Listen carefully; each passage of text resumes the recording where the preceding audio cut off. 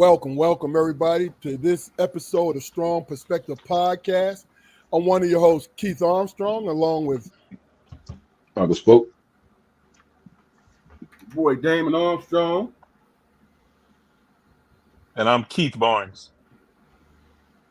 Hey Keith, you've been on here about 100 times. You can't be that generic with it. I'm Keith Barnes.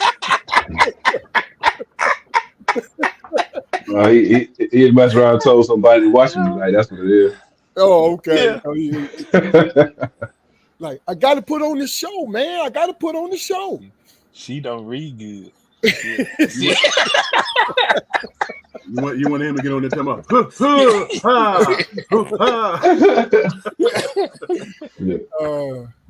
well, listen, welcome to this edition of Strong Perspective Podcast. This is a podcast that focuses on conversation amongst adults, young and old. You know, we promote conversation. If you want to open up, if you want to give your perspective and if you want to deep dive into it, you know, we'll ride along with you. We'll support you as much as we can. If it's just small talk, hey, we welcome small talk also. As long as you have a sense of humor and your personality is glowing, then you will be perfect. So welcome. All right. So let me do a little bit of housekeeping. Excuse me. First of all, if you do us a favor and go to our YouTube channel called Strong Perspective Podcast, please like, share, and subscribe, especially subscribe, because what we're trying to do is build up our numbers. We're trying to build up our numbers because we want to reach other people, like-minded people like ourselves. And really and truly, like I said, we promote conversation, open it up to one another. And what we try to do is show an example. Some days we argue. Some days we bicker. Some days we agree, everybody agree on the same thing. But the one thing we do is we put an effort towards communication. Is it a lost art? I'm not sure. I think that it's not practiced enough because communication takes a back and forth, listening, exchange of ideas, back and forth, listening, exchange of ideas. Sometimes in this social media world, what's going on is we get our 30-second blast. And then if we like that little 30-second fix, what we'll do is we go search it out and we want longer, 3 minutes. Next thing you know, we're subscribing to a channel and we want to get the episode, the hour-and-a-half episode. Celebrities, non-celebrities, businessmen, politicians, everything. Well, guess what we are? We are everymen. We've all done extraordinary things with our lives. And do we want to come here and promote it? If we must talk about it, we will. But really and truly, I love the conversation. With that being said, Jaquari, how are you today, sir? I'm good, man. I'm good. No issues. Traveled the highways and byways, man, to my home state of Michigan. To celebrate my cousin Malika's birthday. Happy birthday to you. Happy birthday, cousin. Yeah, it's I forget the exact day, but it's not tomorrow. But yeah, here for that. But just to piggyback off of what you were saying, man. When I speak to people about like coworkers or whatever about the podcast, and they ask me what it's about, and I tell them it's about conversation, and I describe my approach to it. They really don't understand it because I truly don't set out to try to sway anyone to agree with my opinion or anything like that. Not all conversation has to involve persuasion or argument or convincing a person or something or whatever. Sometimes it's just talking. You know what I mean? If you just do that without a motive or a goal, then the communication skills are top notch. But that's just my opinion. Okay. Damon, how you doing today, brother? Man, I'm doing good, man. Me and my grandbaby had a great day today, man. She ran the hell out of me, man, and did what she asked, and she wasn't mad, so we had a good day. Okay. I wasn't sure you said ship or shit when you said she ran the ship. I didn't mean to say. I said the S word, but I didn't mean to say it. Oh. As a parent to my grandbaby. I'm sorry. I gave you the benefit, so you know what I mean. So it was ship. It was ship, ladies and gentlemen. It was one of those. Yeah. Grab that for me. Yeah. Now, hand it here. I need you to go there and warm me up something. I ain't smelled nothing hot cooking when I came in. So you're slipping. You're slipping, Greg D. Yeah. Keith, how you doing today, brother? Man, I'm doing great. I had a good day today, man. I was my son Joshua Nehemiah came to see me. We hung out. We ate, went and watched the Bad Boys movie. Okay. Will Smith in the movie. That's always a treat, man. They coming out of the kindness of their heart and spend some time with the old man. You wouldn't seen that movie after he done jumped on Chris Rock like that, man? Yeah. I went and saw that. Good. Yeah. I don't give a damn about that shit, man. Look, we have a history of getting upset and slapping shit out of each other every now and then. So,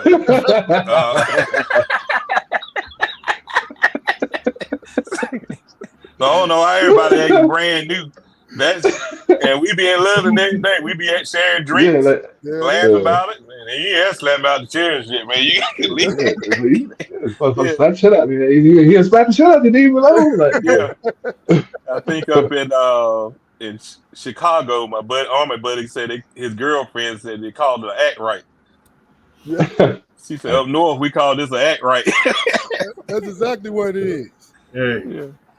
The old man said, "You had no business mess with that man. He told you to leave him alone, man." He told you. Told you. So you got what you deserve, bro. Yeah. And you know what? Honestly, man, that made me. I was already a fan of whatever, Chris Rock or whatever, man. But it solidified it when that shit happened. And he looked at the audience and said, "Will Smith just slapped the shit out of me." Right.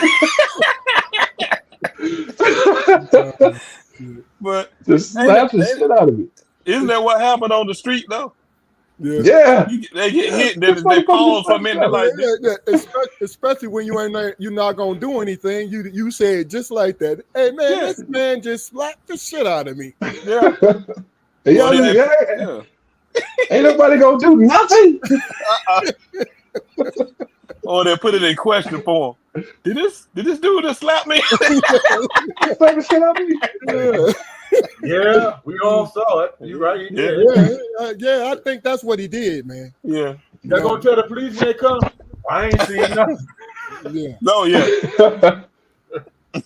Yeah. I mean, but it's a testament, man, to the fact that you can get over shit. You can get over shit, man. You can get over embarrassing moments. On both parties' behalf. And Will is trying his very best to do it. He's trying his best. Because this bad boy thing, they say Will gets slapped up a couple times by a Martin in the movie. Really? So that's the redemption thing. See, come on, man. They hitting us with the subliminal, man. Come on, man. Exactly. How many viewers was at the Oscars when I'm watching? When he slapped millions? How many millions? Okay. Yeah. Well, then there'd be millions watching that movie, watching him get slapped. Exactly. Well, I forgive anything. I'd have to make a cameo though. Right, put you in the script. Yeah, put you in right. I need to slap you. Yeah. It just he be in church, and I just pop out from behind the pulpit, just slap it. Goddamn shit. And then just leave. The motherfuckers, but I didn't understand why that happened. And the two other times it happened, I didn't understand it. Well, you weren't supposed to because it wasn't for you. Yeah. They say it looked like you hit it for real. I did hit it. I did. You're supposed to tell him like Kevin Costner told my man on Open Range. Did that hurt? Yeah. Yeah. But I tell you, I think I had mixed feelings about it. Like I thought he slapped Chris Rock. Not to rehash it too much. I thought he slapped him because he knew he could. Because he knew Chris was not going to do anything.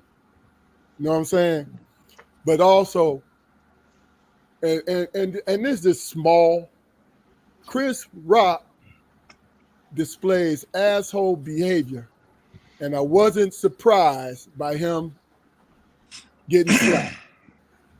I was surprised that Will Smith slapped him because he had too much to lose. Mm. But had somebody else slapped Chris Rock, I wouldn't have been surprised. Yeah, it's the truth. The man has great stand-up. He's a funny guy. But he displays asshole behavior, man. You know what I'm saying? Where in regular life, what? A man to get slapped. You know what I'm saying? Yeah. Or a man to get punched from some of the stuff, you know what I mean? So I don't know. And then they tried to vilify his wife. His wife is what she is, but she the way she is because he allow it. You know what I'm saying? And not saying that she's wrong or she's out of pocket or they think is they think. I don't care about that. My point is, this is my point. Will, all the stuff that led up to it, Will was, and this is the police, this law enforcement thing right here, Keith. Will was too calm leading up to that point. Will was acting like he already was aware of what's going on. He laughed at the joke. Yeah, and then he talked about August. In the red table, he talked about August. Like he knew. You know, yeah, I met him. I had moved out the house. He said it. I seen this because it was interesting, and I was bored. So I'm looking at Will Smith with his wife at the red table. He said August was in the house, and he met him. You see what I'm saying? Mm-hmm. So all of a sudden, because fans is like, oh, why would you do that to Will? Will had left, and he was. Now this is conjecture. This is conjecture, but his co-stars love Will. You know what I'm saying? And he has that reputation with his co-stars. You feel what I'm saying? That's all. And look, see, the thing is, like Corey Holcomb said, though, spoke that boy built woman. Yeah, I mean that's the thing, though. I mean, at the time, you know, he probably thinking, number one, what it look like if I jump on Jada? That's gonna be bad. Hell, August I said that he young and strong, so you know, hey, you know, it'll probably be even, but you know, like I said, he young and strong, so you know, I don't want to get hurt. But goddamn, what the man name is again? Chris Rock. Chris Watt. Chris Watt. He's like, shit, I can't let this opportunity pass. I can't let it. And I ain't taking nothing away from Chris Watt, man. You know, he a man. You know, and I still had the utmost respect for him for the way he responded. Yeah. You know what I mean? It was a company man response. But no. I wouldn't even say me. I wouldn't say company man. No, it was an opportunity, and I'm hoping that he seen it as an opportunity, man, for a black man to show emotional intelligence, self-control. That's a good point. You know, in the face of another, you know, in the face of a breakdown of a breakdown of a man, you know, having somebody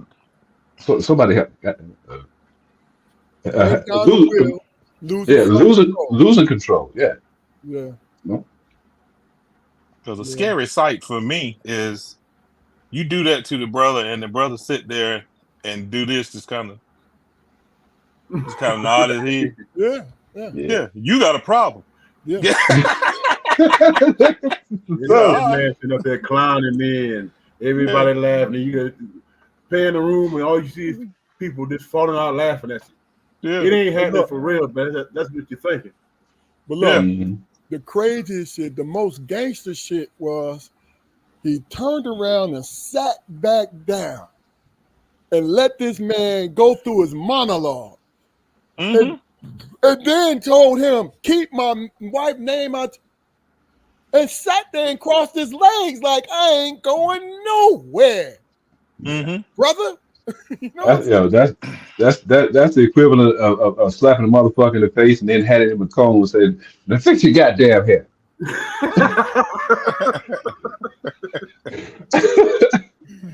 Oh no, look. Or go in somebody's house, smack the shit out of him, then sit down and make a sandwich and eat it in his face. Like, don't you move. Yeah. And you don't move. All right. I was thinking about something the other day.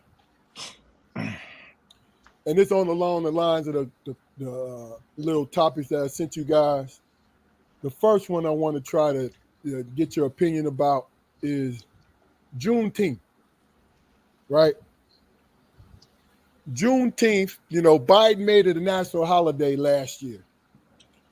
And really and truly, it's crazy that I didn't know anything about Juneteenth being celebrated until I was 28 years old. And it was in Pittsburgh, Pennsylvania.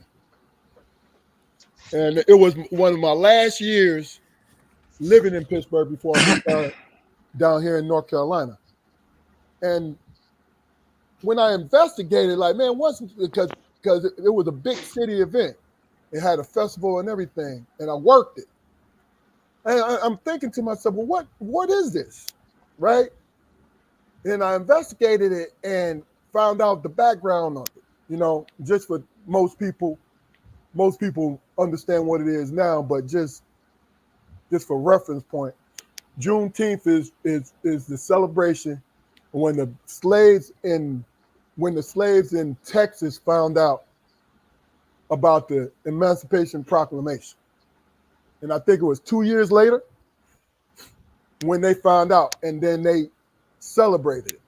And they were celebrating it in Texas and a lot of parts in the South ever since, Black folks, right?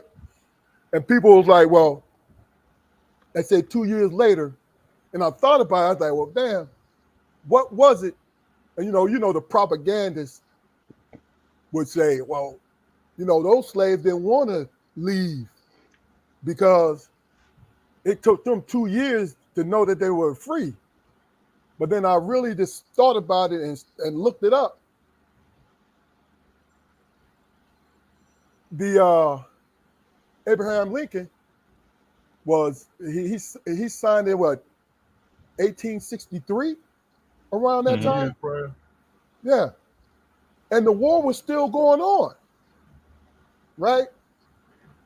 But the propaganda is like, oh, these slaves they liked being slaves because they did not exercise their freedom until 2 years later. No, you were in the deepest part of the South, in Texas. And the general had to march all the way through the South as the war ended and all these different things and different skirmishes. And when he reached Texas, he said, hey, do you know you're free? But how they know they're free if they deep in Texas? These landowners who got them enslaved, of course, they not gonna tell them. Who's gonna tell them, right? So my question, the emails in Texas was probably all fucked up. Their Wi-Fi is all fucked up. But but the point I'm trying to make is, now that we it's a national 2 years a national holiday. What? And I'm gonna give you my opinion once I ask this question. And we'll start with you, Keith. Okay. What? Okay, go ahead. I'm sorry.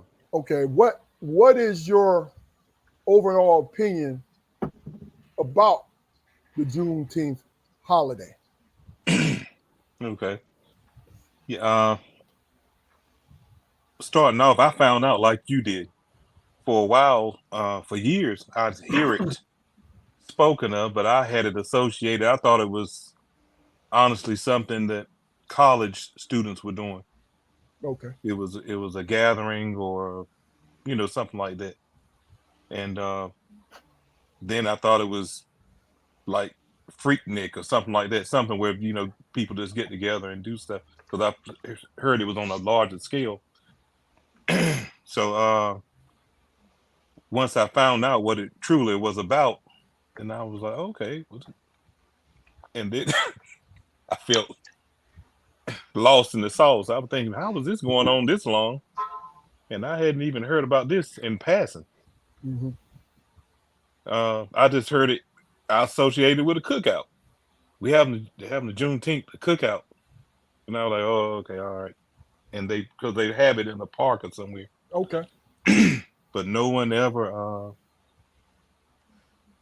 talked it up on a what's word can I use, political type level. Like, hey, y'all come in and or market it that way. Hey, this is a celebration of our liberation and something like that. They never heard it like that. And then a part of me got disappointed, sort of felt a little disappointed because we don't do it more often. I said, why does there have to be a date to do that? That's some junk we should be doing every day. Mm-hmm. So I wanted, that's something still I'd like to see done for us to show appreciation for our ancestors surviving, coming through, enduring, even up to now. Because like what you were touching on earlier, people would, how they had to trickle down to Galveston. And I don't know if that's where that term "don't shoot the messenger" come from, but I'm sure quite a few messengers got shot trying to come down or at least beat down, trying to come and spread that rumor. Yeah. Mm-hmm. I'm just going by with the Freedom Riders, what they went through.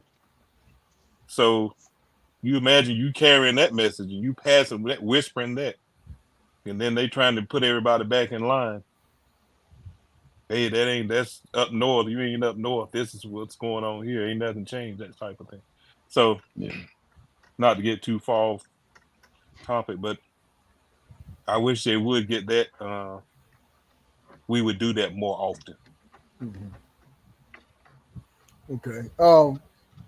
Yeah, and the one thing that I understand about it is, as far as us being and our ancestors being enslaved in this country, right? It's not celebrating being a slave and not being a slave anymore, but it's celebrating freedom. Memorial Day, right, is a Black invented holiday that was taken up for a national holiday, right? And that was just the end of the war, but it was us, right? Juneteenth was celebrated in Texas, but really and truly, it needed to be celebrated nationally by us. Now, it's different pockets, just like I said, in the South, of course. You know what I mean? Because it was more meaningful with people in the immediate South. But it's funny, man, that it is a holiday, and you don't have to, go all out if you don't want to, but take a couple of moments to appreciate the simple fact that, there is something worth celebrating as a whole with us. Not that we were set free. No. The simple fact that we recognize that we were free people. Because that's the difference to me. Damon, what is your opinion about Juneteenth? Just to piggyback on what you said, we recognize we were free people, so I think this is a strong argument for reparations, man. We're free. They got free labor for 2 years without, you know what I'm saying, without letting these people know that they are actually free people. They could at least, flim flam them become sharecroppers like they did, Mississippi and Alabama. But no, they held the truth. So I think that's a strong argument for reparations. Give us 2 years of free labor. You know what I'm saying? We were free and you guys took advantage of it. You know what I'm saying? And didn't say anything. So let's begin there. Since people want to sit up and talk shit about slavery was over and that would happen a long time ago. Yeah, but people were taken advantage of. The best, like you said, they probably killed the messengers who were trying to spread the word or whatever. But they were taken advantage of. So what's a stronger argument for reparations other than that situation? You know what I'm saying? Free people still treated like slaves, free labor and all that. Where's the argument going to be? I mean, that's where my mind first goes to. And then after that, I'm thinking, that's just capitalism trumps everything because it was all about capitalism, wasn't it? Hey, we got crops and all this stuff, and we got this free labor. We're going to take advantage of it, even though it's bad practice. They didn't have unions and shit back then. You know what I'm saying? They didn't have anybody looking out for them. They just had people dogging them out. So I would like to hear that in Congress. I would like to hear them making an argument against that case, specifically. These people were free, and they were lied to, and the truth was held from them, and who knows how many lives was lost in that 2-year span. So I would like to see that brought in front of Congress in terms of reparations. And that's pretty much how I feel about it. Okay. Could I ask you something? Yeah. Yeah, I just want to say when you said that about the taxes, how about just let us be tax free to compensate for the free labor that you got for hundreds of years? I like that. That's compensation. Just y'all don't have to pay no tax. So. Oh yeah. That work for me. Yeah. Then you don't have to debate on who you owe who and all of that. We easy to spot. And you know that America, the United States, have paid reparation to every ethnic group other than African Americans. Yeah. It's the truth. Yeah. They have. I mean, but that is what it is. Jaquari, what is your opinion about Juneteenth? Well, honestly, man, like probably a couple of years before it was Biden made it a national holiday, man. It was when I started hearing about it, and for me, I think I didn't really pick it up around that time because there was no centralized character.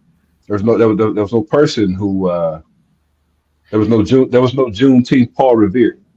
You know what I mean? There was no mythical figure who came and finally emancipated the Texan slaves or whatever. And I'm not saying that we need anything like that, but or anybody like that, but if it's a holiday, man, you guys don't think we should probably like come up with some songs or some folklore or something like that, or about Juneteenth? No, I'm just playing. No, but yeah, I mean, for me, seriously though, since there was like, I didn't hear anything about a guy or an organization who made it their business to go down there and inform the slaves in Texas that they were free. I didn't latch on to it. I didn't understand. I didn't understand the importance of that. Because before Keith and Damon, talked about their points or whatever, I didn't even consider those things. So it's a lot to unpack about that, man. Seriously, but that's it. Okay. And just in just my summing up of it is, I think what you have to do is make a decision on what you care about and what you're willing to follow through with, right? Like, people got upset because Biden, which, I understand was a political thing, made it a national holiday, right? I understand that. But my thing about it is, if you look deeper into it, we never really celebrate being free from persecution and slavery. We don't celebrate it. Since we got a month. So, hey. Yeah.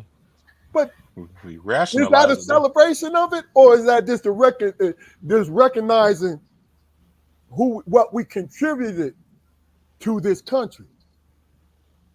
You can fold it into it. So I'm not disagreeing with you, but you know what I'm saying? You want me? I think the month has a lot to do with, and it's not a holiday in that month. But what is it? Martin Luther? What? Don't have me lying. But it's not a holiday. It's just Valentine's Day. The only thing they say. Yeah, it's a figure. It's a figurehead that we chose to do it. It's not recognized by the government. This is us as a people. Like, because this month was made up to say, hey, man, we do make a difference. We have made a difference. We are a part of this thing that they say we're not a part of. And I say they, just quote unquote, it ain't no conspiracy, but we are here. That's what February is to us. You know what I'm saying? It's for our children to say, this is what it is. But when you minimize it because you want to be a part of this big system, why not just want to make money? You don't have to be a part of the system to make money.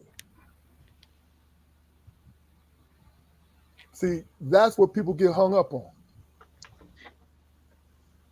You don't have to be a part of the system to make money. If you become independent, and enough people become independent in whatever situation it is, it can become a moneymaker because of what it is. That's just how things work. If you have enough people. But like I said, that's just, the ramblings of my mind. It has nothing to do with anybody else's truth. It's like, and it's no disappointment because other people think differently from me. I was just curious to hear you guys' opinion about Juneteenth. You know what I'm saying? I like to eventually. I mean, not even eventually. I'd like to know more about it because I would be very surprised if that was like the only instance of that particular thing happening. You gotta think about it. It's the march all the way through the South. Yeah, and just because, I mean, hell, 6 months before, because Lincoln says, okay, yeah, well, all the slaves is free.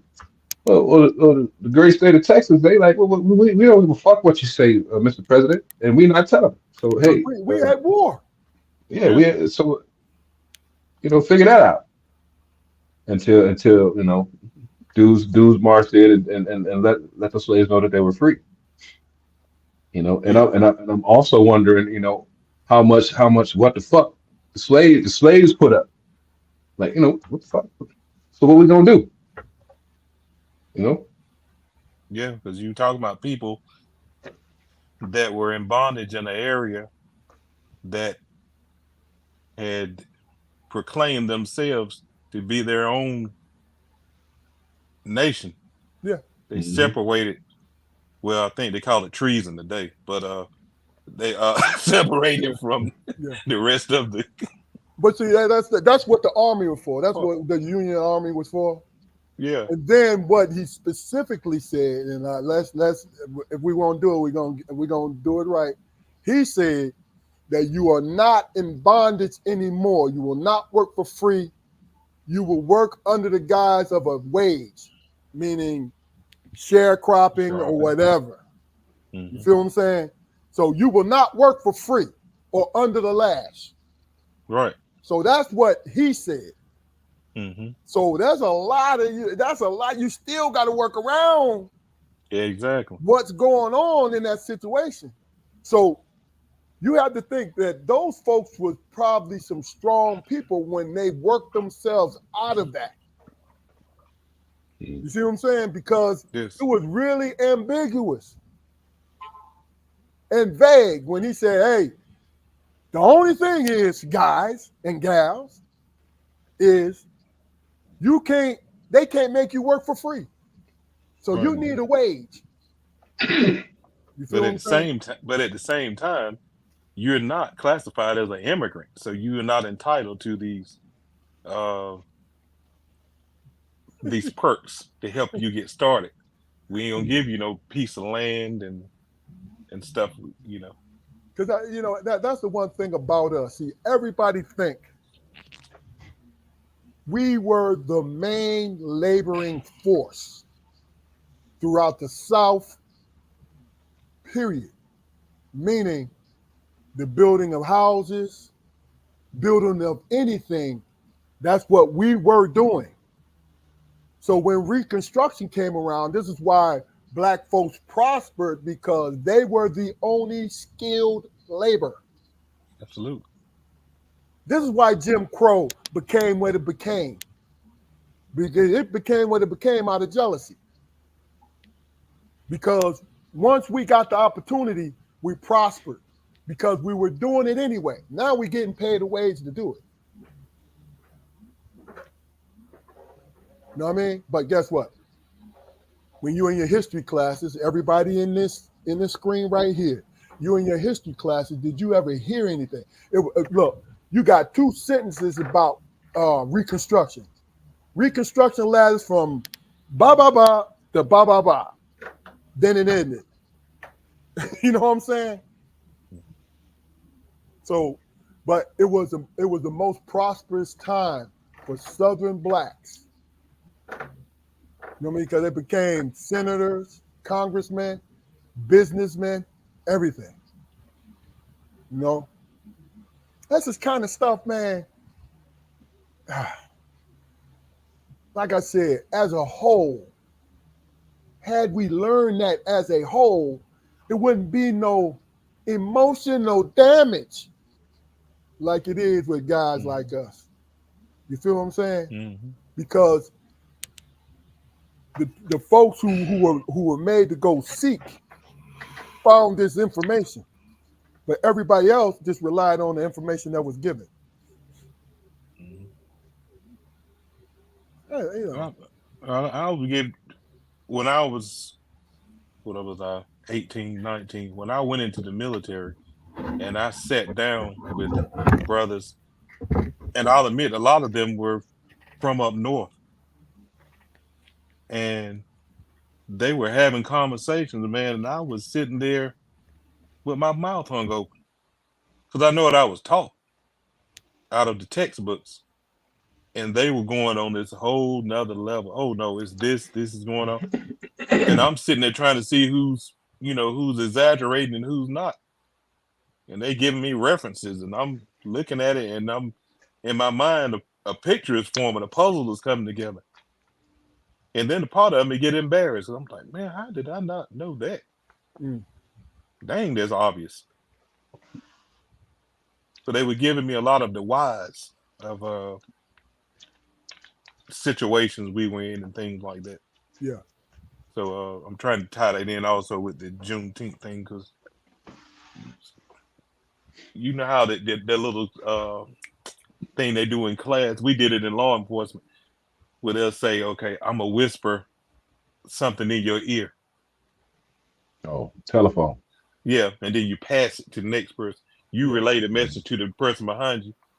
And then when you get to the last person, you tell them that person to tell you what was told to you, and then they'll write down what was originally said and see how much the message changed.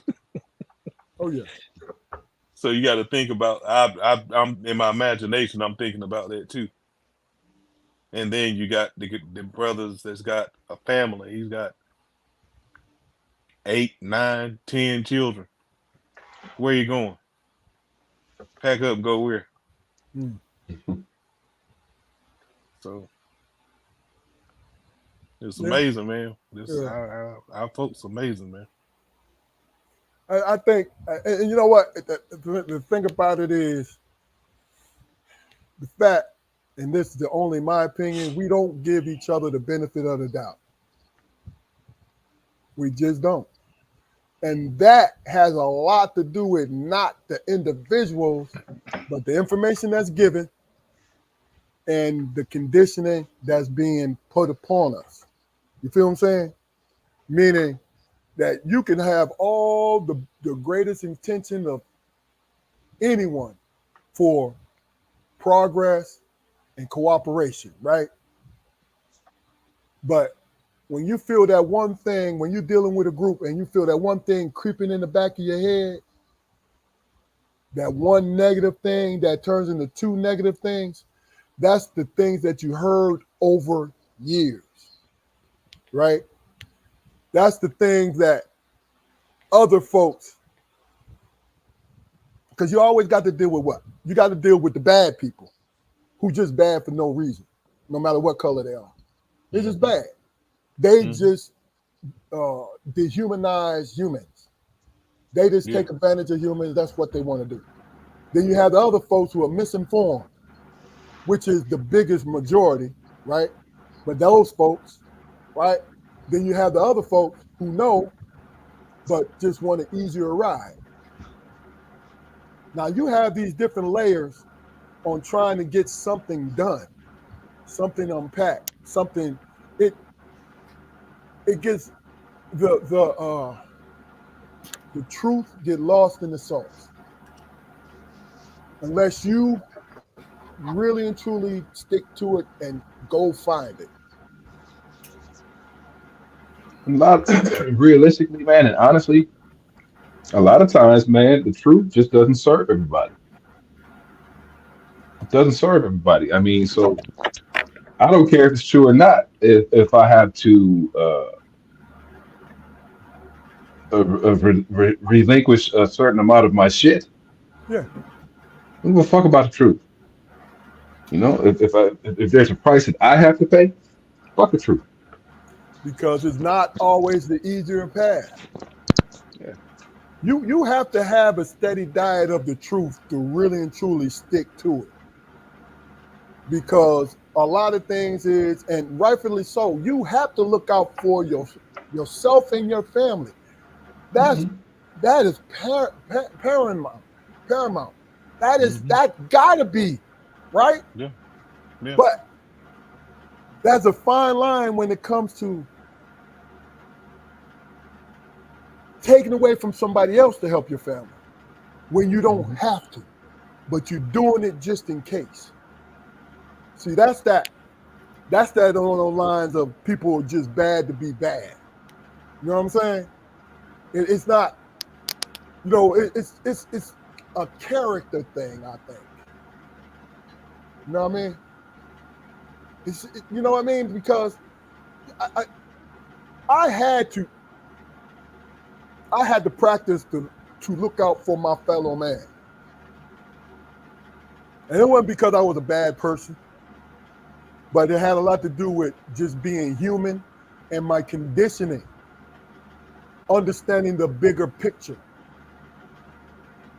So let me ask you this, man. Do to this day, do you feel like you need to look out for your fellow man all the time? I need to look out for my fellow man enough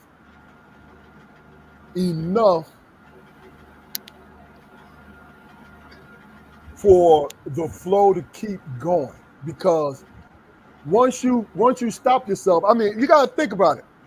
Nah. Let me stop you. You need to look out for your fellow man enough for him not to be interested in your shit.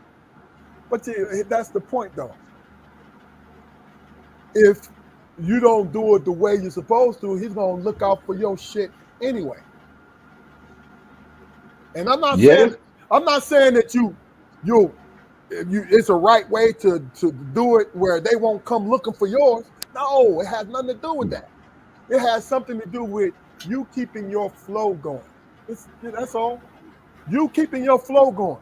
Like, how many times? You mean hiding under the radar and hope you ain't being noticed while you compiling your shit, man, earning it? No, I'm gonna tell you. I mean, that's a good point, Luke. But let me say this, man. I want you to elaborate on it. How about I know people, men and women, who have flourished, but also helped other people flourish. You understand what I'm saying to you? Look, I'm not talking about sacrifice if that's not what you're willing to do. You know what I'm saying? You know, I'm talking about having the extra energy to take care of yours and give advice and help others to take care of theirs.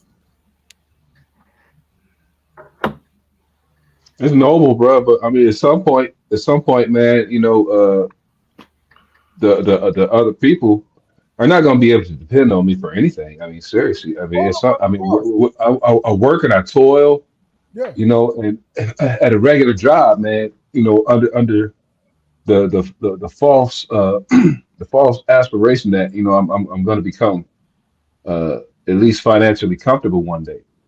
You know, I mean, I get up and go get it, man, for the sake of me and mine, not to be in a better position to help a motherfucker. And I help people all the time. Don't get me wrong, man. But you know, you said it yourself, man. Once you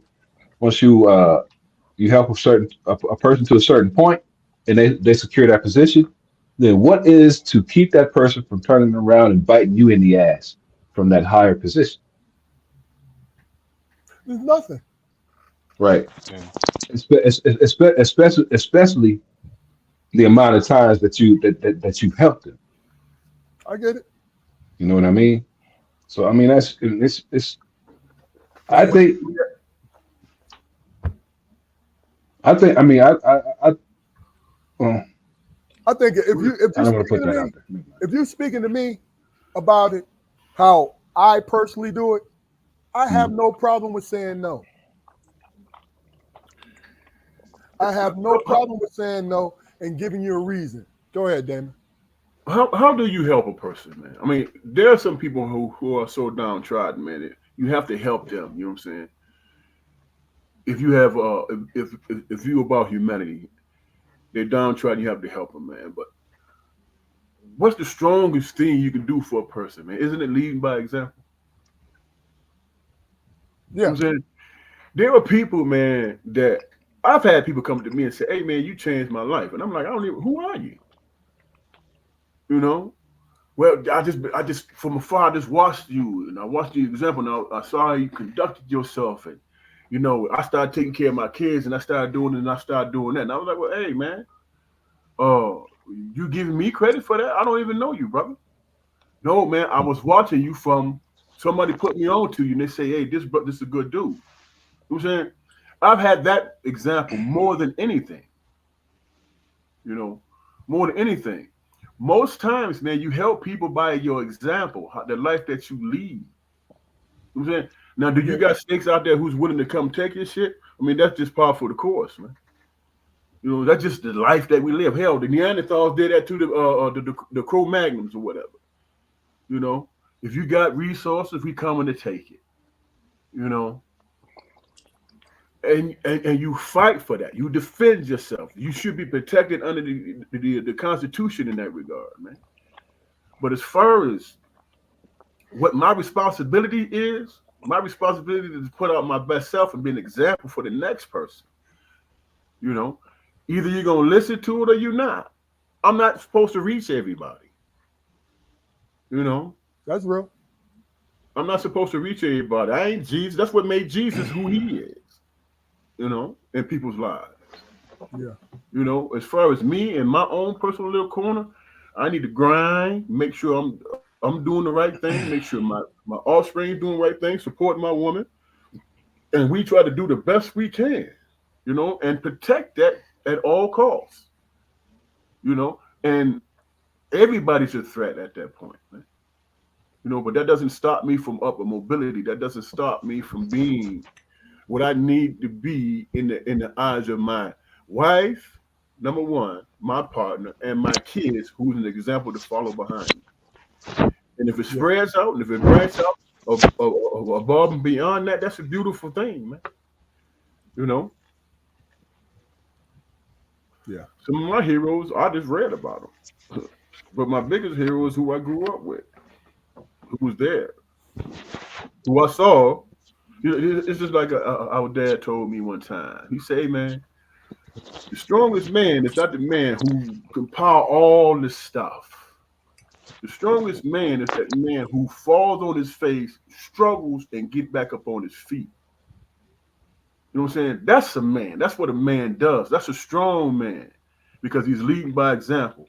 And he's leading by example, not talking or pointing out his bank account. He's leading by example because his people see his struggle.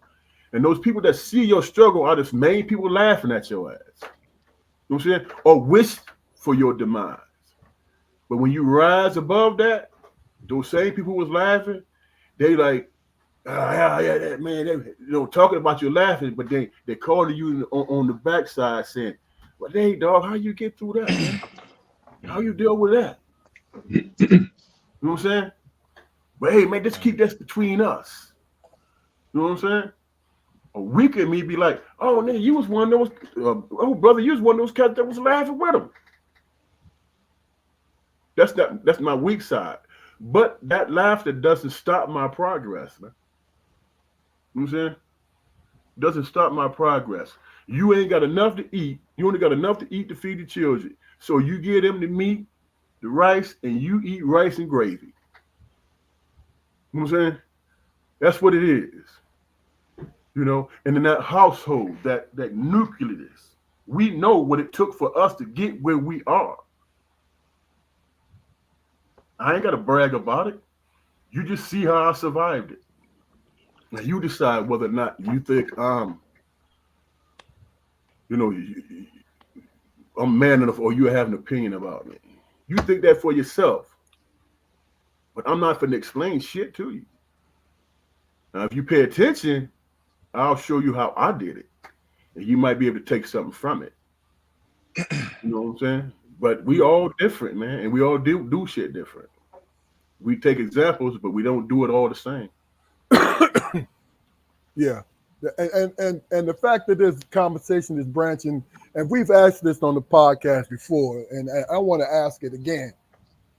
And I know that the four of us have different varying degrees on the answer to this question. So the question is, and we'll go to you, Ja'Quari, first. What do you think your responsibility should be to your community? As I said, there's no right or wrong to this. Is it what your own personal, what you think? What do you think? My responsibility to my community is to make sure, you know, overall, first and foremost, that I'm not a drain on the community, man. Now whatever positive things I had to contribute to the community are entirely secondary because it's not solely my responsibility to support the community.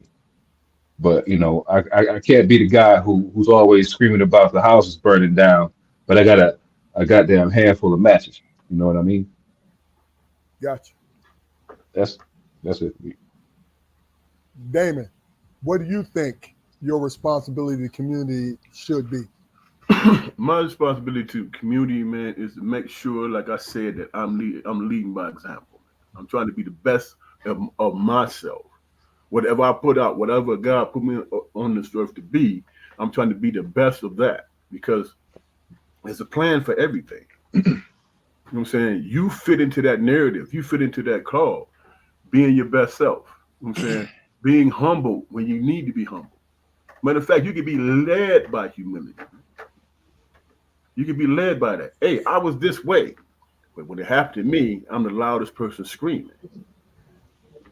You know, I'm the loudest person that, hey man, y'all saw that brother break in my house or that dude break in my house and ain't nobody gonna say nothing. Last week, man, you turn your back when the other cat house got broke into. You didn't say anything. Yeah.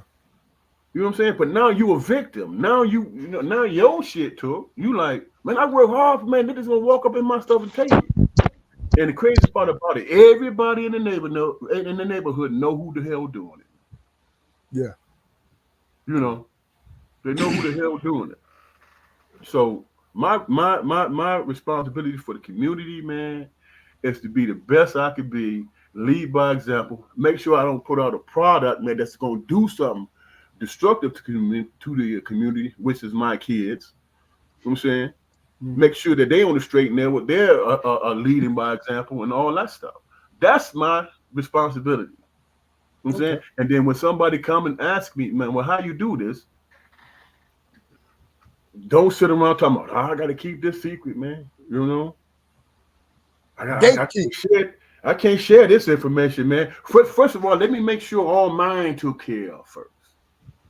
You ain't got to worry about that, man. If you're teaching your offspring how to be strong, they're gonna get theirs anyway. They're gonna get it's enough to share for everybody, and that is the big thing, man. People are convinced that it's not enough to go around, man. You know, and that's a lie because they send billions of dollars overseas every year. Good point. You know, Keith, what do you think your responsibility community should be? Okay, yeah, you all pretty much covered it. It's don't be a hindrance. All that. Definitely, yeah. what y'all see, but yeah, but yeah, don't that part. There you go. So yeah, just don't be a hindrance, and then at the same time, contribute, know what's going on, communicate, and participate in what's going on by contributing your resources or skill sets to not only provide for your family, but also to help the community. And at the same time, which is a problem of mine personally, is finding that balance. Because if I'm helping you, I'm kind of an all in type dude. I'm helping you. I'm gonna help you. Mm. And what you all were saying earlier, I think Jacory was saying earlier, some people get comfortable, so they'll kick back and just enjoy the ride. Next thing you know, you neglecting your family, your folks, because you're trying to help the community or someone in the community. Yes. So all of those things you all were saying, but at the same time maintaining a balance and not overdoing it, and not also at the same time not over. I don't want to be at a point to where I'm saying, well, I did my part, so the rest of it falls apart, but I did my part. You don't want to be that guy either. Good point. Sometimes you might have to do a little extra because of who's there. They just can't do it or they won't do it. But you can't let the whole thing fall apart because being that person, that I'm gonna do my part person. So it's a balance there. Yeah. I tell you, the answer to the question, what I feel my responsibility to the community should be, is just like piggybacking on all three of you guys. I'm just changing just a little bit. When I help somebody out, I have no expectation. When I do help somebody out, I have to be a little selfish that none of mine will suffer because I'm helping this person out. Now,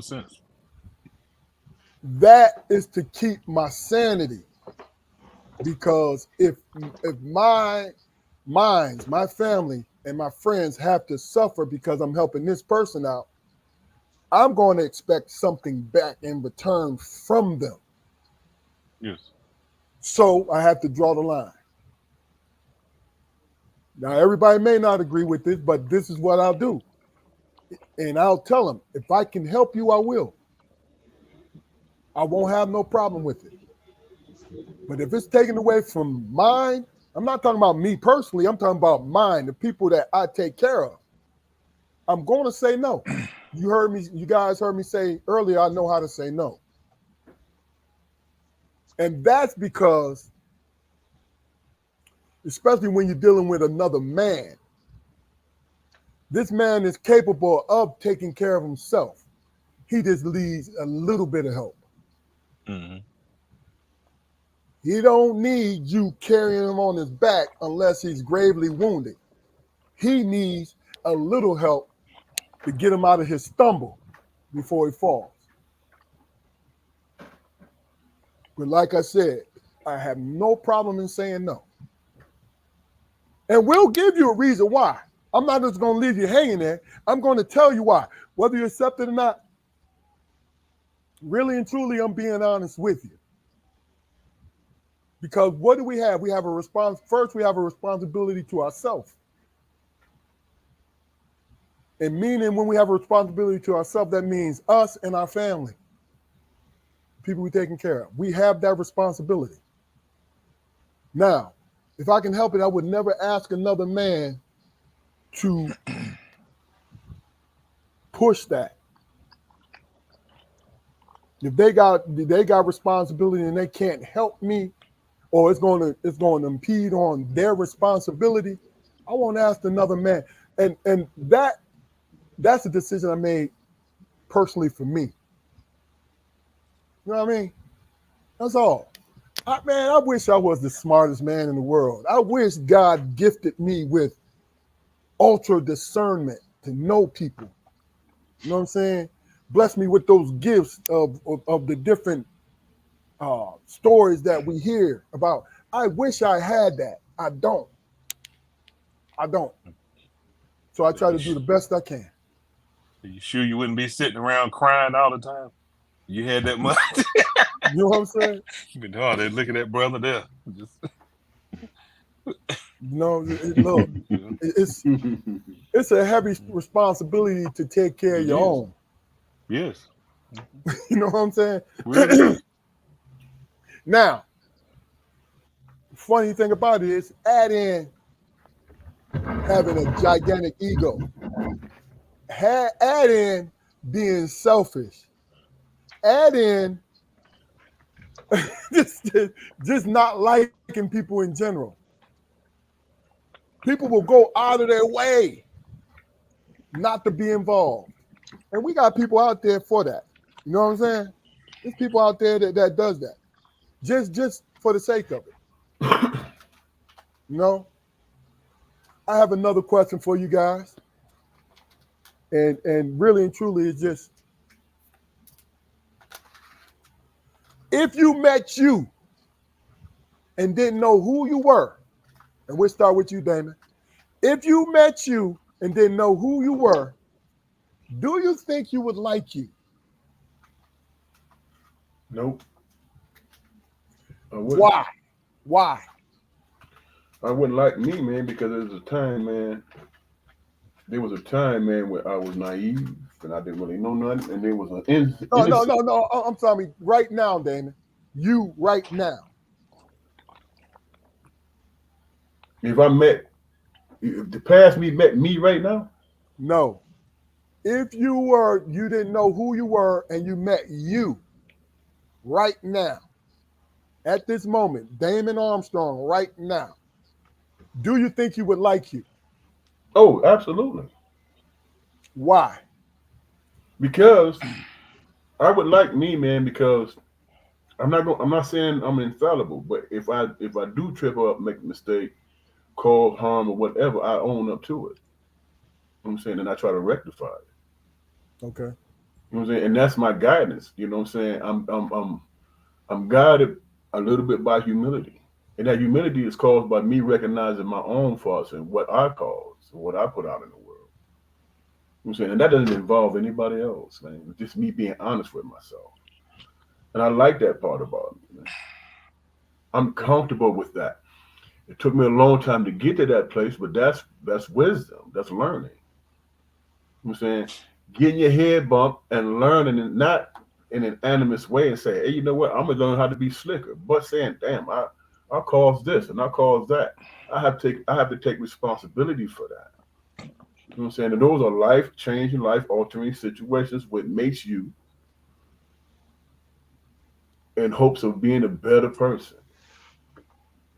So that's that's part of my ideology. So yeah, of course I would like who I am. You know what I'm saying? If given the time to recognize, or you know what I'm saying, uh, to get to know me, I'm like, oh, that's the type of brother he is, and he's consistent and he's honest about it. Mm-hmm. So of course I like me, you know. Okay. Keith, if you were to meet you right now, the person you are today, and you're a stranger now, and you met you, would you like you? Yes, I would. I would like me. I'd like Why? myself. Uh, Once I got to know me, I would understand that I was a genuine person, and my intention was to be be genuine, and not, and I don't want anything. If I'm speaking to you, if I'm being friendly to you, I want to be, and that's what I want. I don't want anything you have, or I don't have any kind of angle. Okay. So that part would make me uh, really like myself. And initially meeting myself, I wouldn't. I'd see it kind of too good to be true. I'd be thinking, okay, this is a little too easy. This dude's got an angle, but he's patient. I'm waiting for the I'm waiting for the bullshit to reveal itself. You know. Yeah. So that for me, that would be, yeah, me. Short answer, yes, I would like myself. Okay. I could hang with me. Gotcha. Spoke. If you were a Uh, stranger and you met you, do you think you would like you? I honestly don't know, man. I honestly don't know because well, yeah, I don't know. I don't know. I'm the like some of the traits that people see in me and are attracted to or whatever. I don't I don't want to say I don't necessarily see the value in them, but I'm standoffish. I can be an asshole. You know, I'm an arrogant person. You know, and in my mind, those are the things that I put out all the time. But Gotcha. that's not how. That's not how the world. That's not how I'm accepted by the world. So one of us is lying. So if a motherfucker, if I approach me, look for friendship, I would have questions. You know, and there's not a wall that a person's got to break down to be my friend and all that. No, not at all. I'm just I'm really protective of my peace nowadays. You know what I mean? Back when I was younger, and it might have been a goal for me to make friends. You know, my discernment, wasn't as sharp, and I don't want anybody in my life currently to think that I don't fuck with y'all because you're not I seen something in you or anything like that. It's entirely self motivated. You know, because it's like I said, you know, like the minute negative traits that I have, and I display them when the opportunity presents itself. To me, that's magnified 10 fucking fold. So me, I'm like, damn. So what these people want to be bothered with me for? You know, it's a confidence thing. I understand that. You know, I'm 51, about to be 52 in October. But you know, I I I just don't I don't know, man. I don't know. Okay. I think that me personally, to answer the question, would I like who I am? Depends on the moment. Because what I do is I react to moments. So if we just meet and it's a pleasant situation, this is what I'm gonna give you. I'm gonna give you my pleasantness, right? If we meet and there's other things into play, you know, maybe anger, something going on, then I react in that way. I've known that I am constant. I'm not liked, but I'm not disliked either. There's always room to get to know me, to pass judgment on me. You see what I'm saying? I don't do that on purpose. And I'm not a guarded human being. People don't understand that if I say the fire is hot, that's what the fuck I mean. There is no secret plan behind it. My brothers know it. Keith, you know it. I have no secrets, right? No secrets where it's diabolical. Let me put it like that. Because we all got to keep our personal shit. You know what I mean? Because that belongs to us. But when it comes to disengaging with people, I leave it open. This is the only reason why I asked the question. I leave it open to your interpretation. Because I've had people, and really, and you guys can speak on this. I've had people feel as though my personality was too strong for them, even though I have not insulted them. Because we meet people who want you to placate to their personalities, make them feel comfortable, right? I make an effort to bring you into the situation, but I'm not going to make an effort to make you feel comfortable with me. That's not fair to you. That's not fair to me. You feel what I'm saying?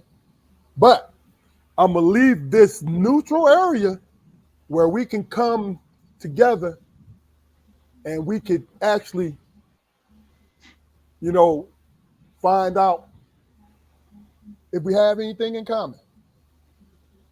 You feel me? That's all. I don't make it that difficult.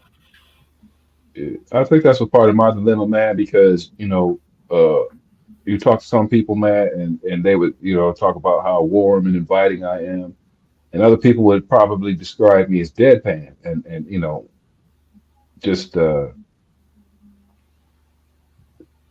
would probably say boring, because I don't give people, I don't, With it. you know what I mean? You know, yeah, and I don't know that I have a problem with it or not, you know, but it's like the people I do give spoke to or whatever, you know, could tell my whole story, but I don't. I mean, I'm really very indifferent as to, you know, whether they do or not, I can dig it. you know. And I'm not. I ain't looking for no friends. I ain't looking for that. I mean, yeah, you know, it's always good to have people in your life, you know. But there's been points and times where, you know, I've at least been made to feel like people refuse to be in my life, so I became accustomed to being with me, Mm. you know, and hanging out with Spoke and solidifying my relationship with him. You know what I mean? Most important relationship. Yeah, but there's another. Don't you have to strike the right balance, man? Because if you're raising kids, man, you know what I'm saying? Isn't it about understanding them and then adjusting? All kids Yeah, ain't the same. So that's Absolutely not. What's the right balance in regards to but to knowing yourself? What's the right balance? hey, What, before you answer that, Damon, I don't oh, know it's if a it's question that I'm asking.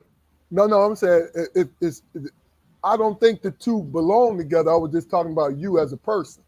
I'm not talking about raising your children because you have to raise your children to be the very best that they can be, and they're going to see the best in you.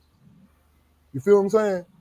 It was just more or less. And go ahead and answer your question, but I just wanted to clear it up just in case you got it What I'm confused. saying, my point is, dealing with one child, they might find me abrasive, intimidating.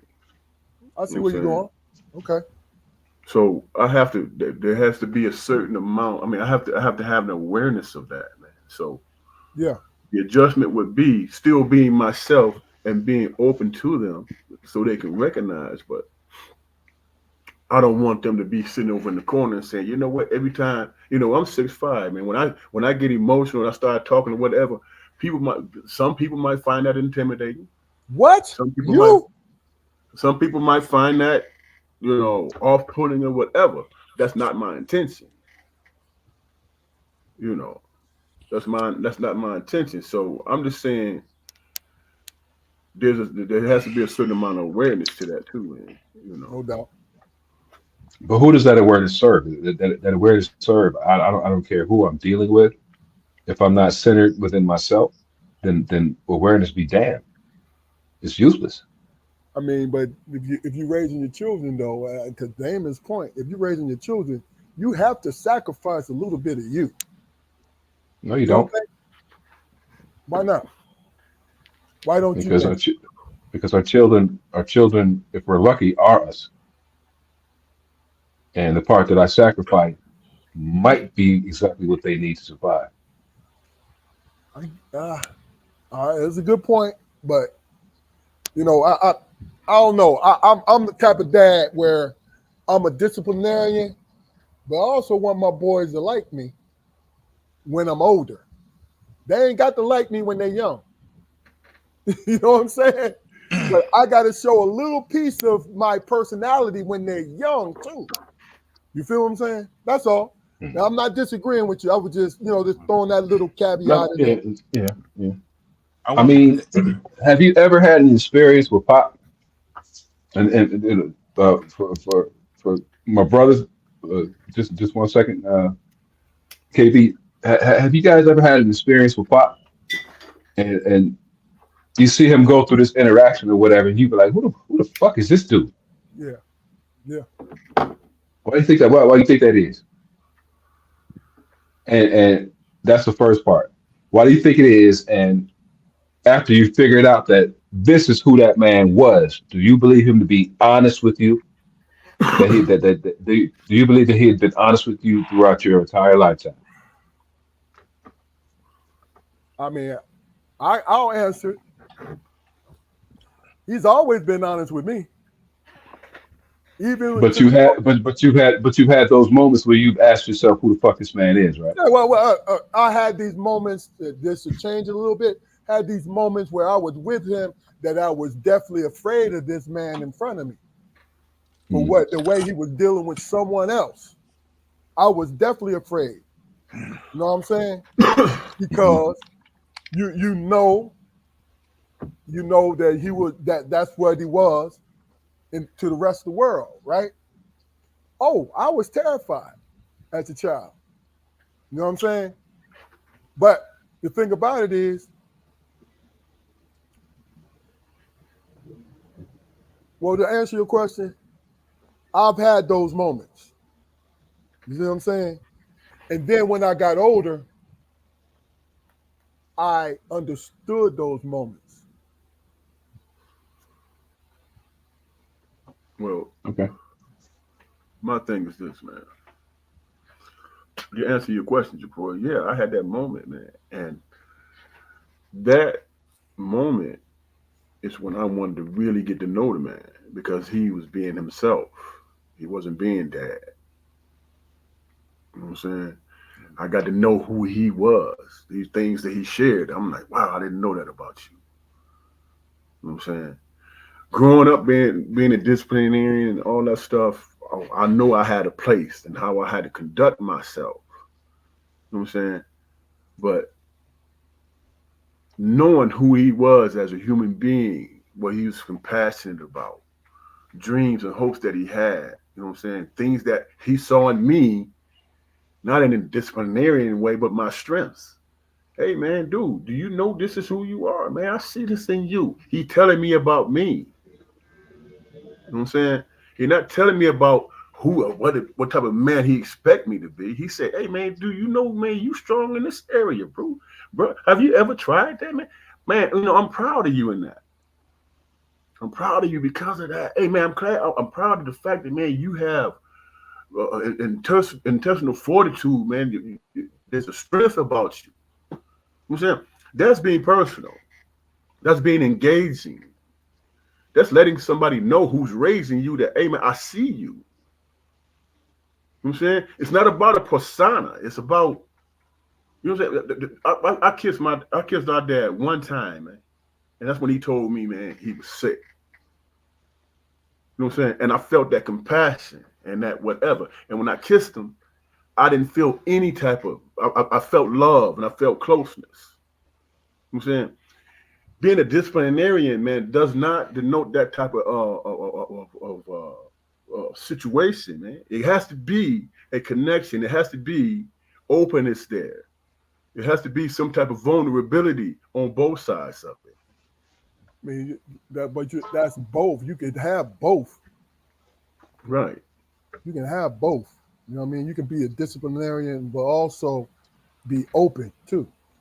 Yeah, but along that comes understanding, man. You know, Of course.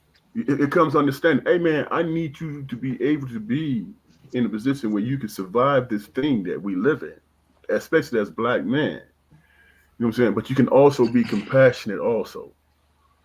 You know, you can also be compassionate. It don't have to always be the situation where it's just constant. You know, when his brothers walk into a store and they grimming each other. You know what I'm saying? Keep an eye on each other, grimming each other, trying to intimidate and all that stuff. That is not a way to live life, man. That's why we die young, bro. You know what I'm saying? Keeping up that persona, keeping your chest stuck out. Sometimes that invites shit. You know, I'm just saying, there's a lot to us, man, and what we put out, you know what I'm saying, matters too. I'm not judging anybody, and I'm not questioning how other people do because we're different. I'm just saying, for me, I like Jacory asked the question. I wanted to get to know that guy. You know what I'm saying? And once I got to know him, he was a great dude, man. He was a good friend. You know, I love when he called me and said, "Hey man, what you up? What you got up?" Just chilling. Hey, I'll be through. Swoop you up. You know what I'm saying? I love that part of it more. You know. Then I call him. Hey man, I'm finna come mess with you. What you up? Man, no, I'm gonna be there. You know, and we kick it. You know, I like that part. So that's what I wanted to know. That's who I wanted to know, and I got to know that guy, and he was a good dude, man. Real good dude. Okay. I wanted to ask y'all, it's for all three of you, and it's on the part where you were talking about this sacrificing your what was that? Sacrificing of who part of yourself?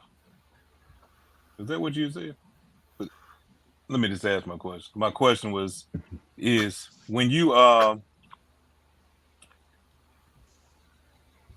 say okay, so let's say it's with your children.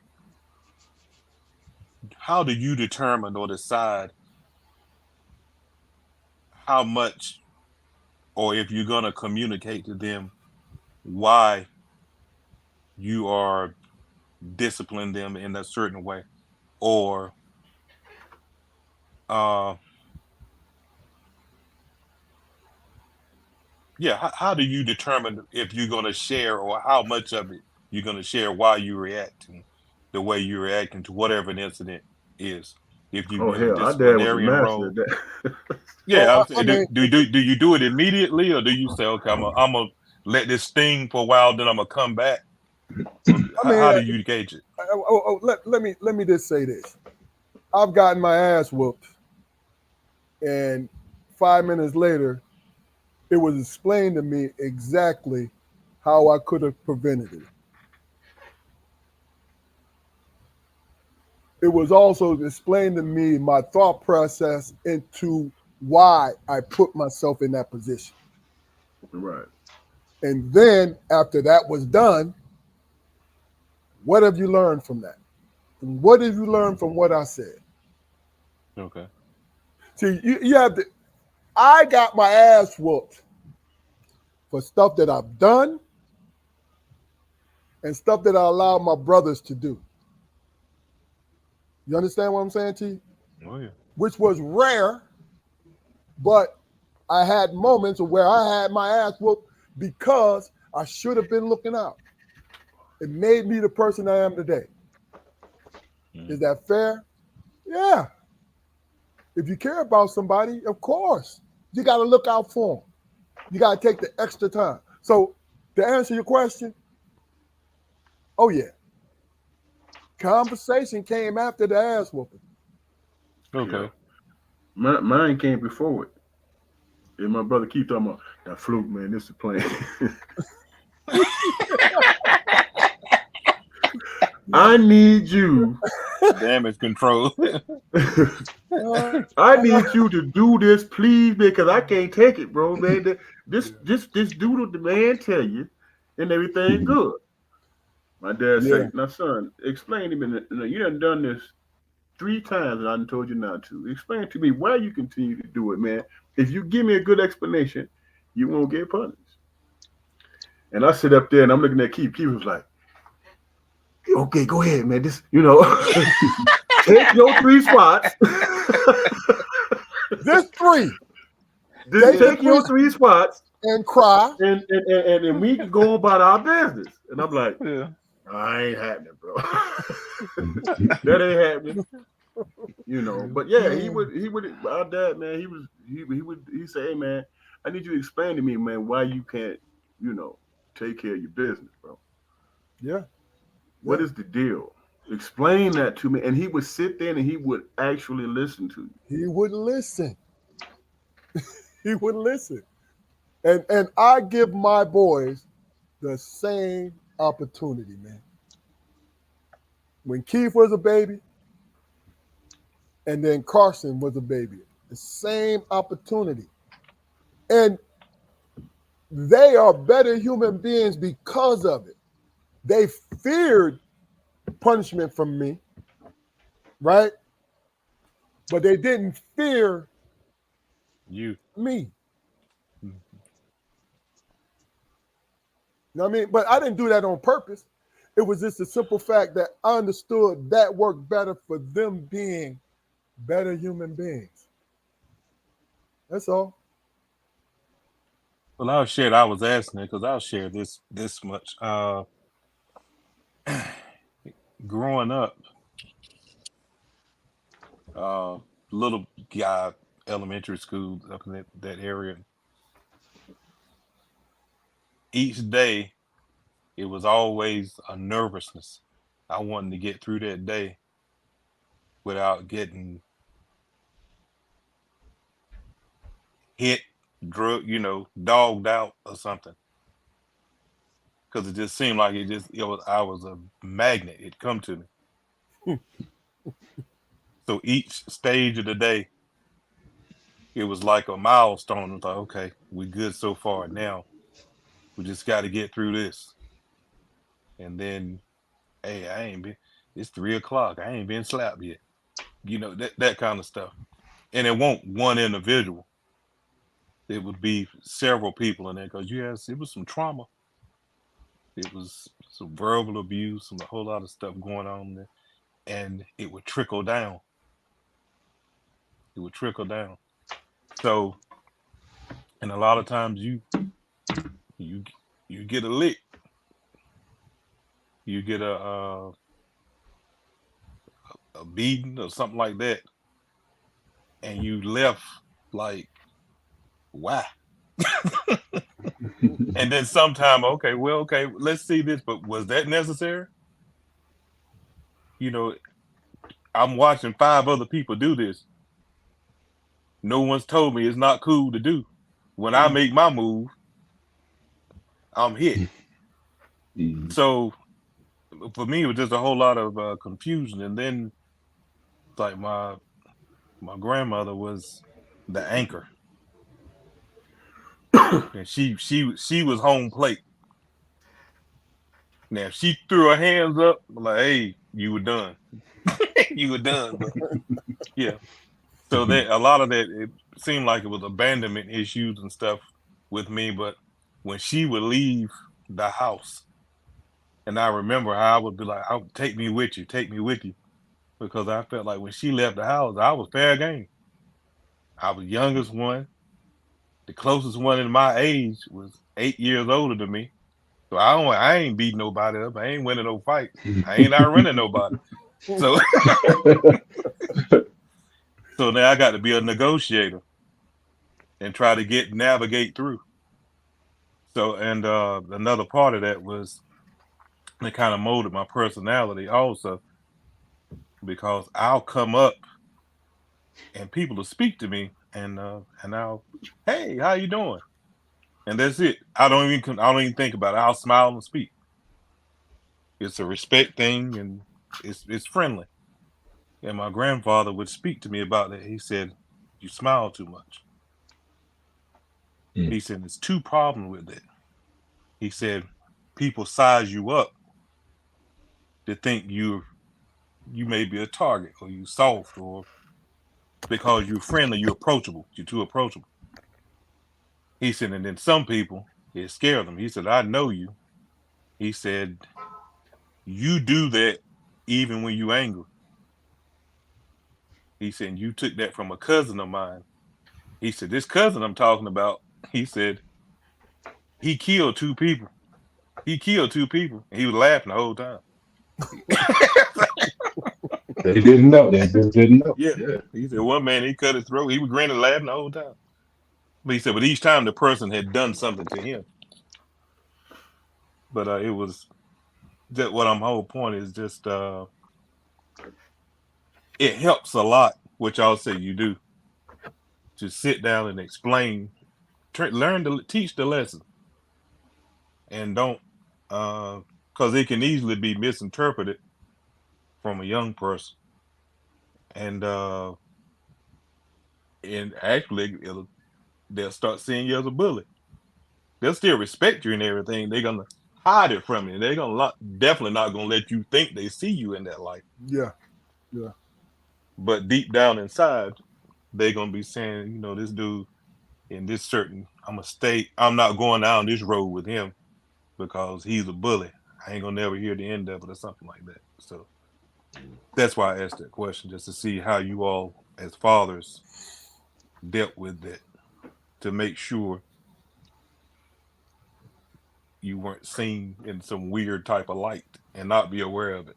Well, I mean, you have to think about it. It's all about the child too. I mean, it is what it is, man, because it's about our character. Like the 3 of us, we took everything that happened with us in our lives. It was similar, but it was different. You know what I'm saying? We held on to certain things that I wouldn't think was meant anything, right? Damon probably like, man, that was fucked up. Or Jaquari like, man, why didn't blah, blah, blah, you know what I'm saying? Because that's the individual, because we all have our own personalities. We're individuals like that. But the one thing we have in common is conversation. We talk amongst each other. And the thing about it is as mild-mannered as I am, I never held my tongue with anybody. My brothers will tell you. Hell, you know that. Never held my tongue.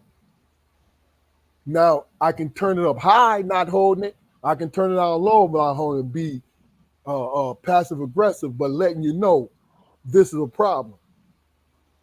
But I became that way because of trying to solve the problem and didn't let fear override everything. You feel what I'm saying? It's just that's me. I just can't. I don't like missing my sleep, man. I know all three of you heard me say I am not gonna miss no sleep over this BS. So I gotta say it. Gotta split it up. You know what I mean? Mm-hmm. I think, man, people are different, man. They do things a different way, and they can rationalize it, man. Or I didn't whip my kids, man. That wasn't me. I started off doing it, but then I asked myself, why am I doing this shit, man? What am I conditioning them for? And it didn't make sense to me. Matter of fact, I started having these images of slavery and slaves getting whipped and all that shit for conditioning. I'm just telling you what I thought. You know what I'm saying? And what was the purpose of it? To condition them to think and do what you say, to do what you say, and that totally dismisses that individuality or that inner self, man. How do you express yourself and be who you are without learning from your mistakes, man? You know what I'm saying? And then if you get whooped in the process of it, are you being counterproductive as it pertains to who you're raising? You know what I'm saying? Is there a point? And my question is this: is there a point where you're breaking the spirit, man, in the name of discipline? That's a good question.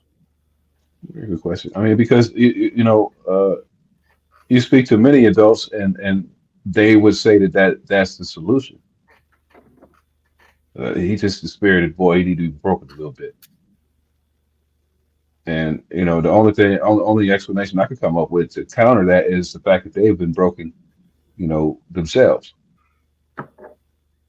If you're a person in a position of parenting and you've never been broken, then that's not a viable option for you. Yeah, my answer to that is yes, because I have been broken. Wow. Literally, I have been broken to the end. But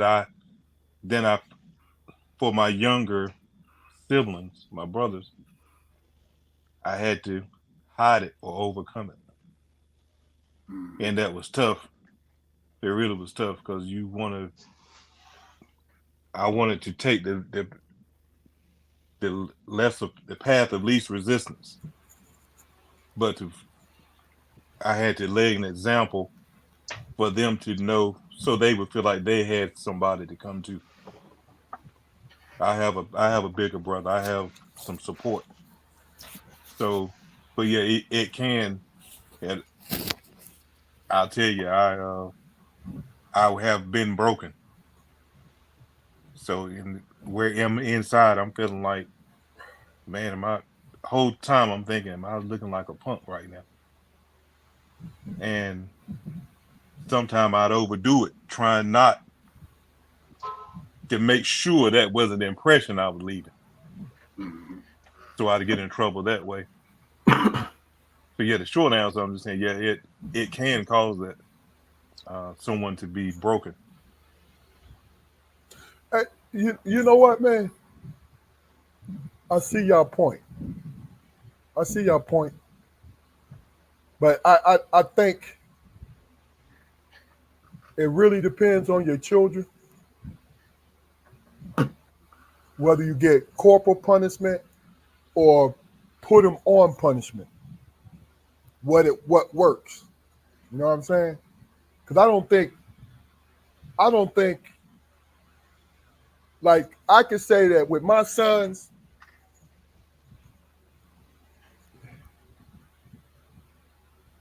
when they got a whooping, they were surprised. Let me put it like that. Mm-hmm. Where they got chances. And this is the thing that I came up with my dad. 3 strikes. 3 strikes. My father used to give us 3 strikes. And mostly is if he said something to you. You see what I'm saying? And that works. But I'm giving them a warning like, yo, listen, this is going to happen. You got to chill out. But then, you know how children are.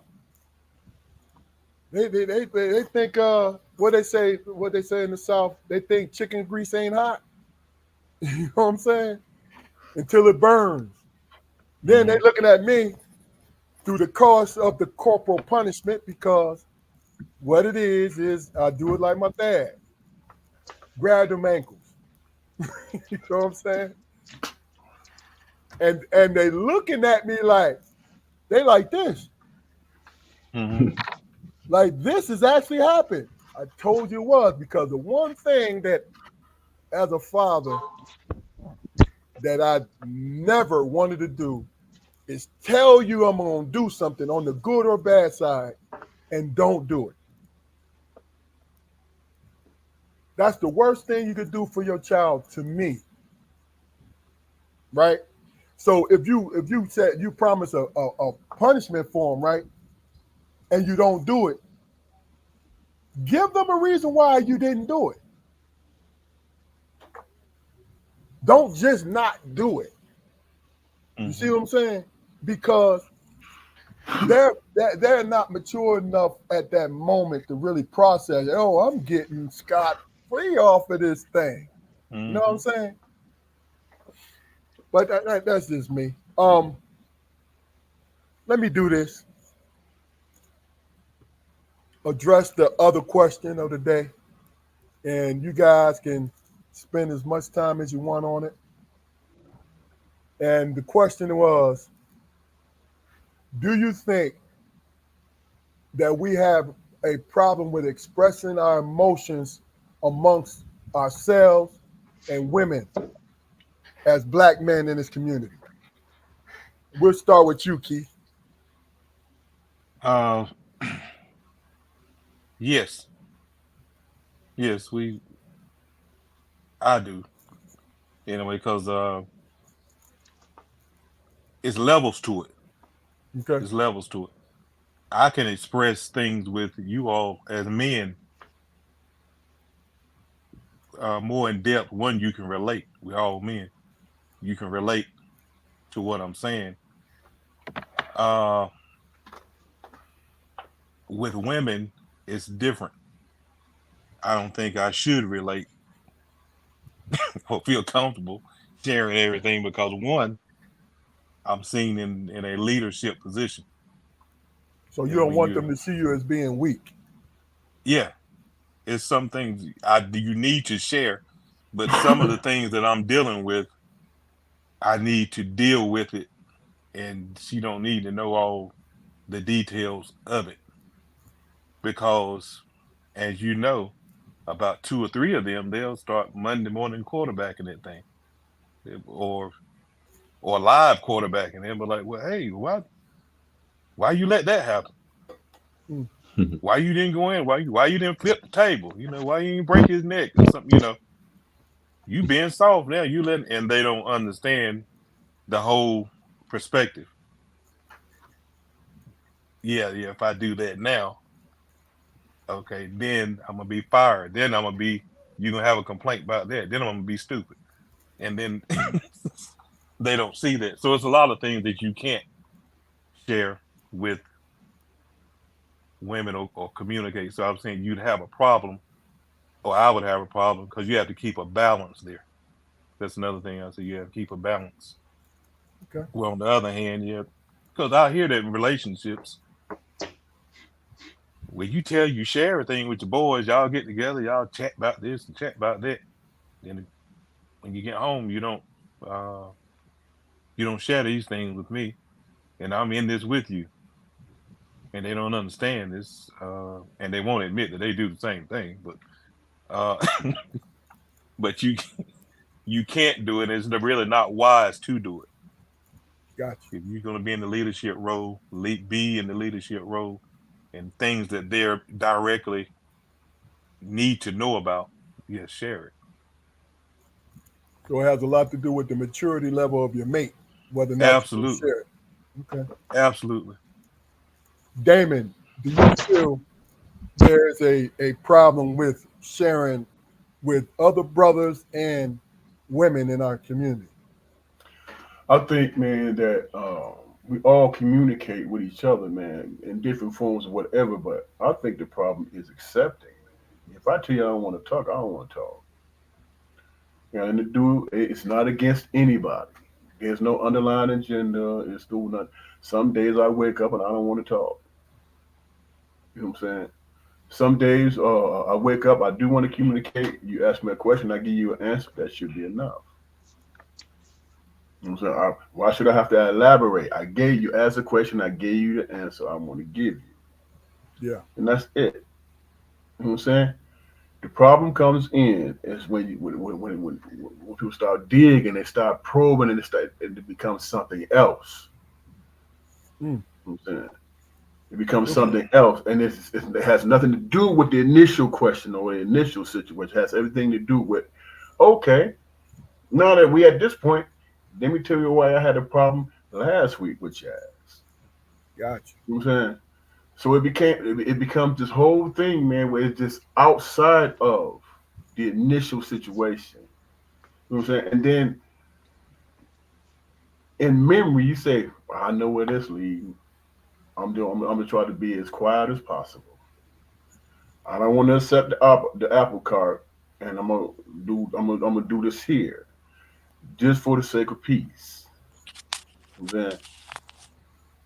I know if I don't take that stance, it's gonna blow up into something, and it's gonna become a situation that's not even there. You know, like I said, like I was telling you guys last night, we communicate, man. Brothers communicate with each other walking in and out of stores, man.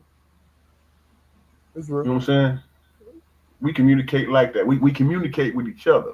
Some think situations are not healthy. You know what I'm saying? You need to know how to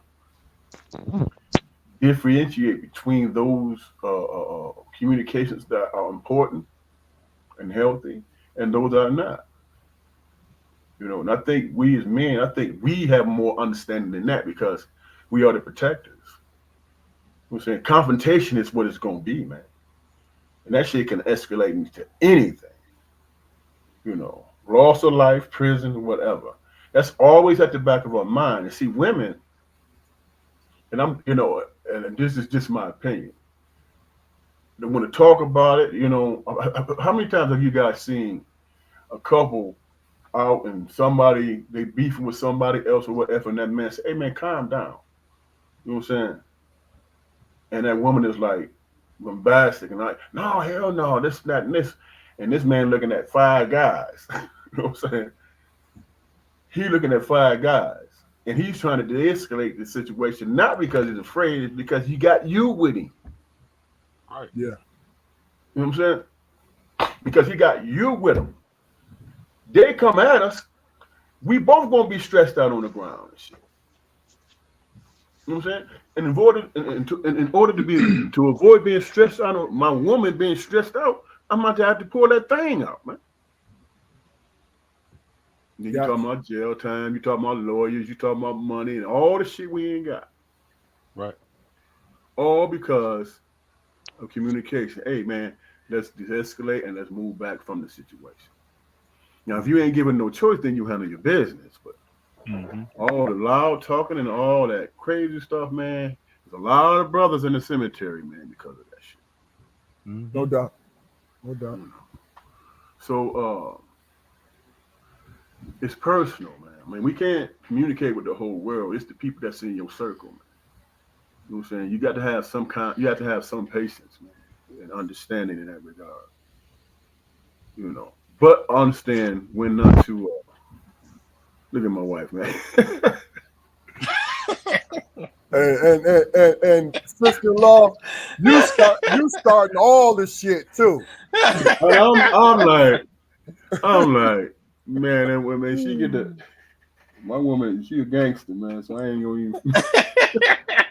Jaquari, do you think there's a communication problem between men and women in our community? No, not between men, because when I tell a man something, it's cut and dry. And, but as my brother Damon, expressed, when I say something to my wife, I've got to explain that, and that's not something I'm used to. I'm not used to explaining myself to anyone, but it's something that she demands. It's like when we first got together, uh, like KB said earlier about his granddad. She would say stuff like, "Well, you too friendly. You smile too much, and all this and all that." So me being, a younger version of myself at the time and wanting to make this person happy above all, I took on some of those traits. I did. I did. But what she didn't understand about me was the fact that I'm gonna display those traits with everyone, including you. You know what I mean? So you need to be careful on how you try to handle it, because I don't like to be handled, Mm-hmm. because you said that that particular trait was attractive to you. But now that I've given you what you wanted, and it seems to blow up in your face when things don't go your way. Now you want to reshape things. Well, I'm not pliable. I'm not that pliable. I was never that pliable.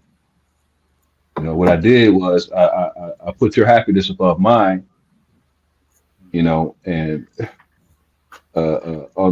the freakish chance that it works out in my favor sometimes, and you don't like it.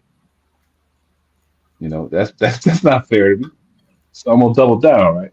But as far as communication goes, man,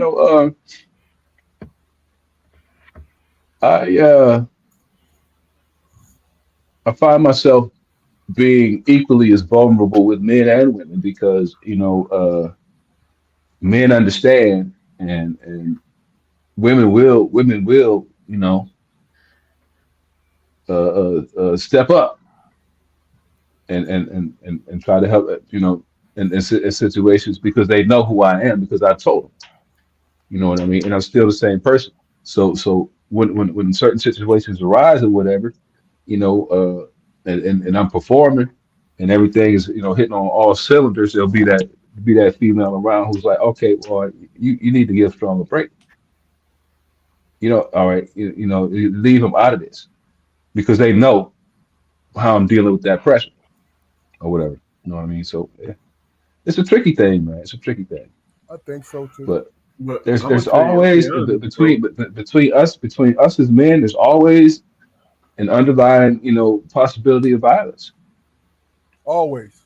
Because that's Always. that's how we that, that's how we were raised to solve our problem We were with conditioned to men. solve our problems that way. Yeah, yeah, but nobody, I for no, nobody, one no, want to give you credit, bro, because back when you was young, Smoke man, back in the day, man, that brother was ready all the damn time, man. He, he, oh I'm he, like, man, damn. he oh, was. I always had to be a diffuser when I was around him. Man, that I brother. that was, always but did. that was because I was with y'all. When I was with my friends or whatever, I'm like, you motherfuckers really don't have my best interest in heart or whatever.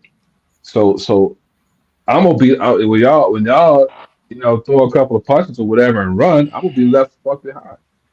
I see what you're saying. So safety will motivate and encourage bravery. It will.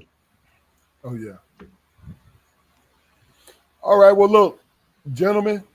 As always, Strong Perspective Podcast has done a fabulous job. Keith, thank you, Yes, sir. sir. Damon, Jaquari, Look, great as always, man. appreciate you Great as guys, man. always, man. Yeah. Thank Appreciate you. you. Before we go to last words, I just want everybody to know this is a real serious podcast when it comes to communication, folks. This is what we're about. You know, if you know Keith, you know Damon, you know Jaquar, you know me. Get in touch with us if you want to come on, because we want to hear everybody's side. We want to hear everybody's version of life. This is what this is. This is what this podcast is for. Let's hear your version of life. You know what I'm saying? Now, if you're willing to come on, understand that we like to laugh. If we have a question about what's going on from something that you said, don't take it personal, because some of us like to pontificate. Some of us like to beat our chest and then need silence at the end.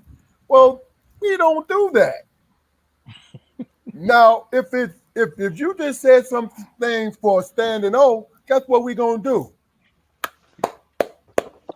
We're gonna give you your flowers. Now, if you say something that needs a question or two, guess what we're gonna do? What did you mean by that? Explain yourself. Not so we can make you look bad. No, we need a better understanding, because this is a conversational podcast, period. With that being, And if you can't, go ahead. if you can't explain yourself, you ain't got no business making a goddamn statement. That's just what it is. Hey, look, if you know you're going to say something that you can't explain yourself, make sure you say, "I need help," and then go ahead and say it. Yeah, I'm saying. Put it in the chat. Put it in the chat. And let everybody see it, and then say it. And see what happens. We got you. We got you. Ladies, please come on. We've had some dynamic women come on the podcast, and we really enjoyed them coming on. They've had a great time. So please come on. Any last words tonight, gentlemen? Go ahead, Jaquari. Hey, I just wanted to say, as I told you guys at the beginning, I'm here for my cousin's birthday or whatever, and my wife, she went over to her house with her and her friends or whatever earlier before the podcast started, and cousin Malik, she invited me to come over to do the podcast over there, and I was like, well, I know, it'll probably be cool, but but since we've been doing everything, I got like 5 texts. My wife, she's like, I'm so fucked up.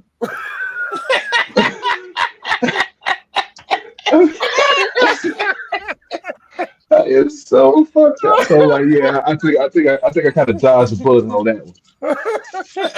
So, but hey, I've had a wonderful time having a discourse with you guys, man. As I always do, I look forward to the next time. So keep yourself safe so you can return, and peace. Any last words, Damon, Keith? No, mine is just as always. Thanks for the invitation, man. This is always a good hangout, man. A great hangout, and I greatly appreciate it. And I learn a lot every time. Every time I learn a lot. We appreciate you. So you're welcome. So anytime, hey, I'm gonna do my best to make sure I'm here, because I watch. Even when I'm not up there, I'm watching, because y'all give us the raw stuff. That's good. Definitely appreciate you, bro. For real. Well, just like the question, do black men have struggle with communication? Well, this is me communicating. Love you, brothers, man, and appreciate you. Love you too, man. Love you too. Absolutely, Yes, bro. love you too, man. Oh yeah, and I've been talking it over with Damon and Jaquari. Keith, you're a bachelor. You're on the hot bachelor list. You got your own business. You're doing your thing, brother. And we know a couple women that's single and also around your age. Even though you like the grass a little greener than the light green, you like the dark green. But that goes without saying. But what we're going to do is, the three of us being married, we're going to be moderators, and we're going to have folks in our age group come on and discommunicate. You know what I'm saying? And yeah, because I've been eating AstroTurf here lately. So